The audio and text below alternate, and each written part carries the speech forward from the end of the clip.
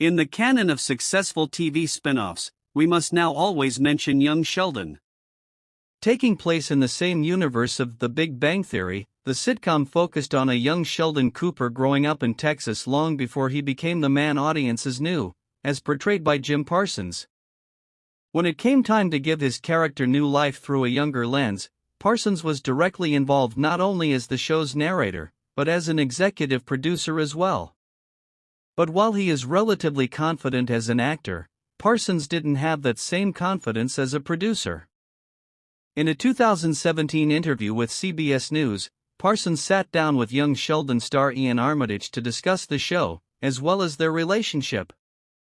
Parsons very much mentored Armitage to help him become the young Sheldon Cooper. But when asked specifically about being an executive producer, Parsons wasn't shy about his feelings.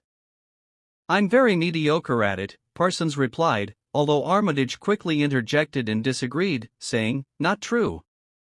Speaking a bit further, Parsons elaborated on his new position and explained why it had been a challenge for him. What it came down to is that he didn't want to tell another actor how to do their job. "I'm not that fragile."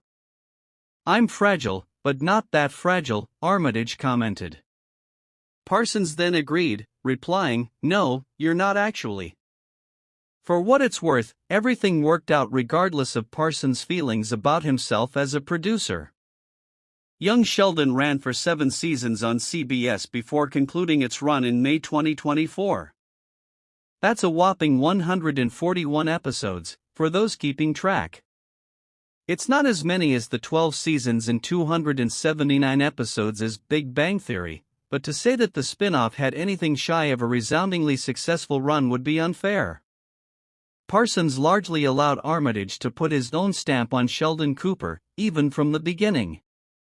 "Yes, we know the old Sheldon," which Armitage referred to as Big Sheldon in the interview, but this was a very different version of the character. Parsons spoke a bit about that, explaining that watching the younger Sheldon discover everything he loves would keep the show running. "It really is its own character. What you're seeing is how he became what we see in the adult show, and so this is kind of its own creature that Ian's portraying here. There are overlaps, but we watch him discover things, like comic books, and his clothes are going to change style as he goes through this. All the things that you associate with Sheldon now, you see how they got there through him."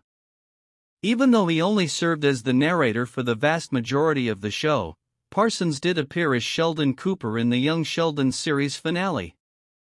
He helped finish what he started, with Armitage now able to build a career after a very successful 7-year run on a hit show. Everyone won out. So it might be hard, with the benefit of hindsight, to agree that Parsons is a bad producer. Young Sheldon is streaming now on Max, or you can grab your F.